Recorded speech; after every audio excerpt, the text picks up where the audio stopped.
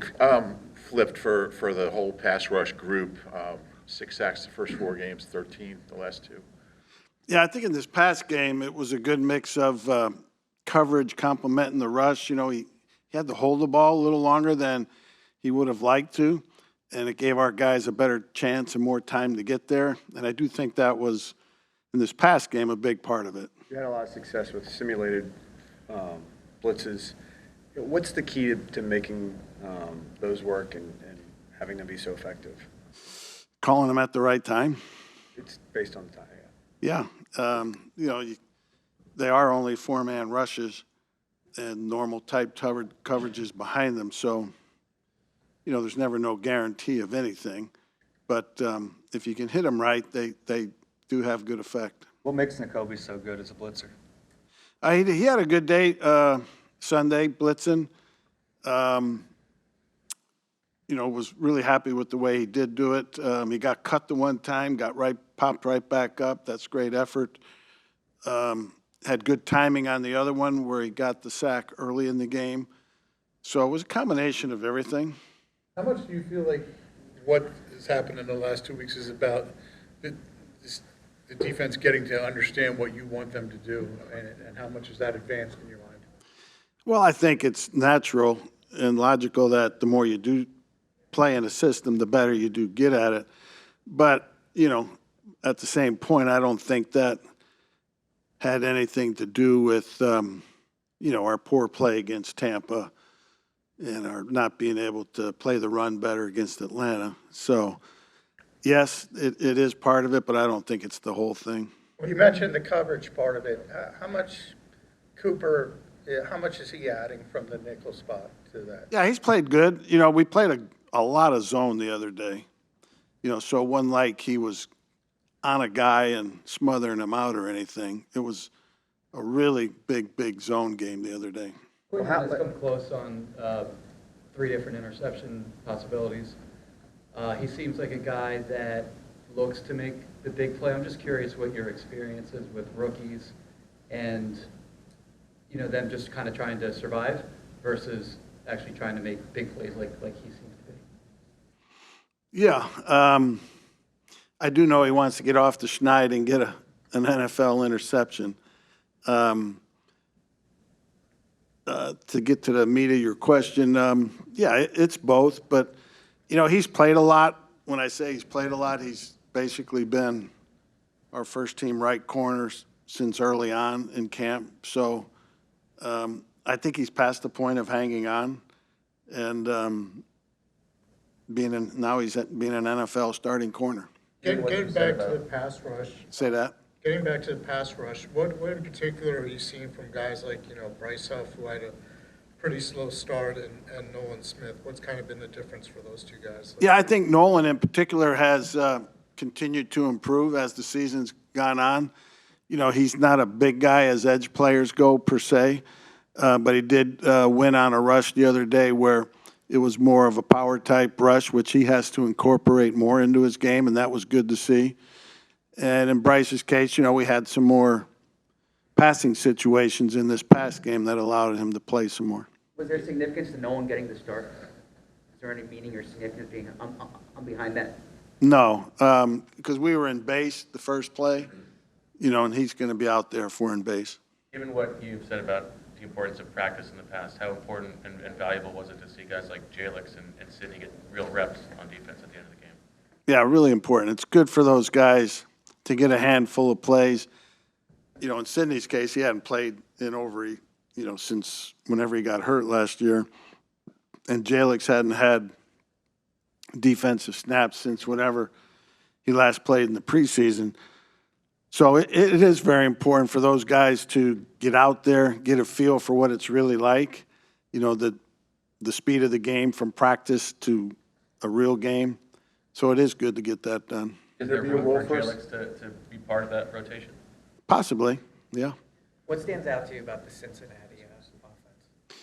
Well, I mean, you start with Joe Burrow,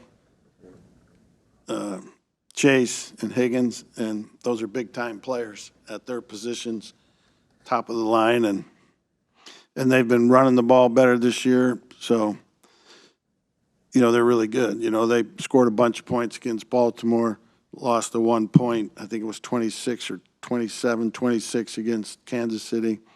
They're really good. Jordan Davis, the way the game went, he didn't get a lot of playing time. How is he handling his role, though? How have you seen him from your thought process? How is he playing this season? Yeah, I think he's handling his role good. We roll those guys, as you know. Clint does a good job of rolling those guys based upon the way the game is going and what type of game it is, and especially once we got the 2 or 3 score lead there at whatever point that was in the second half. We started rolling guys and played the other guys in the nickel stuff. With Sidney, Bo, did you ask him about Sidney? Is that what your follow-up? Like, what role do you see him kind of carving out over the coming weeks? We'll see. Anytime you say get a role, that means somebody comes out. So he still needs to practice more, play a little bit more meaningful snaps in practice. He's not totally honed up on what to do, but he's done a great job of paying attention to meetings, being engaged all through his rehab. And I do think whenever he does get a chance to play, it will be quick transition as far as mentally goes. You mentioned how it's within Huff's pass rushing situations. Are you seeing improvement there from him there? Yeah, he had some better ones this past week, yes. What has improved? Just getting off better, not getting stuck early and getting something going early. Do you worry at all about Cooper returning punts if he ends up, well, he has ended up being a big part of the defense? You worry about him being on the field for that when you need him defensively as much as you do? Yes. How do you address that? I don't. In Navarro Bowman, going back to my San Francisco days, who was an all-pro there for 3 straight years, he covered every punt for us for 3 straight years, and I didn't like that either. So you just got to deal with it. You mentioned how much zone you. Essentially being married to each other there. What goes into that? How does that work the way you want it to? Well, just executing the coverages, getting a good mix of coverages too, not being in the same coverage all the time, try and make things look the same early and make the quarterback decipher it. You mentioned how much zone you played. At those second level defenders, how important is it, pass off and Cooper? I mean, it seemed like you had a couple in the first game, but what are the keys for a young guy to kind of get used to that? Yeah, knowing where the rest of the guys are and how the routes that are developing affect the other guys next to him. And I thought he did he missed one early in the game where he didn't come off quickly enough. Luckily, they didn't throw it to where he kind of was late on his responsibility. But I do think our inside backers, too, in this pass game did a good job underneath in those zones. If I could follow up on Cooper, what is it you like about his mentality and how is he coachable? I mean, how coachable is he for you, and what about his yeah, he's very coachable. Personality in that yeah, he's very coachable. Got a good demeanor to play. I think that's a strength of his, and will only get better. And I think the more he plays and the more experienced he becomes, you're always going to you try and expose him to as much stuff as you can in practice. But obviously, with the low reps of practice, you don't get that done always. But I do think he'll learn. He won't be a repeat offender. If he makes a mistake on something new, it will be in his memory bank and not happen again. What makes Christian Parker an effective communicator, especially with the rookie corners he has? Yeah, he spends a lot of extra time with them. He'll meet with them in his office one-on-one a good bit. Does a good job putting together teaching handouts, teaching cut-ups to do a good job of explaining what we're expecting. Two takeaways in 6 games. Do you feel like you have the group who can get those takeaways? I do, but at the same time, talk is cheap. We haven't done it. So we got to get off the schneid there and get some takeaways. We really do. You ever talk to N'Kobe about Roquan Smith? I mean, obviously you had him. They went to the same school. Do you guys ever talk about him, and do you see any similarities at all? No, not really. But, when we installed the defense, Roquan was on a bunch of the teaching cut-ups from the one year we were together in Chicago, so he did get to see him play, and I'm sure he's very aware of him from the Georgia connection. I think there's, what year was N'Kobe a rookie? 3 years ago. 3 years ago. 22? Yeah, Roquan came out in 18, so I don't think there was any overlap there, but I'm sure he knows of him. But what's disappointing a little bit is these college players come in there and they don't know the history of their schools.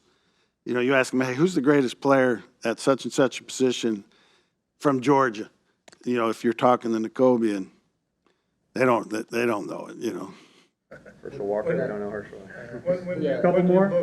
When you look at the fact that Slay has had to like leave the last couple games, you know, for any number of plays and everything, you know, obviously leaving Quinion as the top guy there, how do you think he's kind of handled that, and how do you think that kind of prepares him for the future? Quinion? Yeah.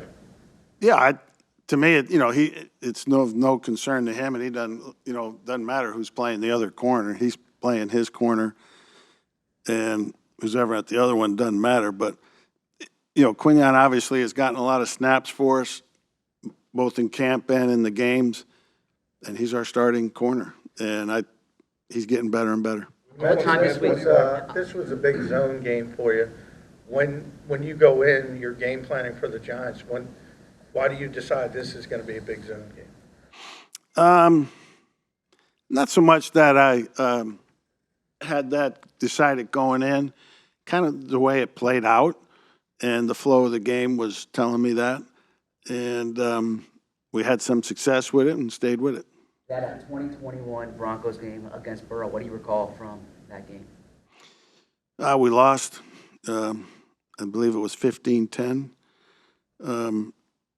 You know, it was a close game, but obviously we didn't get it done. And I believe that was the year they went to the Super Bowl. They were really good then. So they're really good still. And it'll be a challenge. They're really good on offense with their skill guys. Who's the greatest player in East Stroudsburg?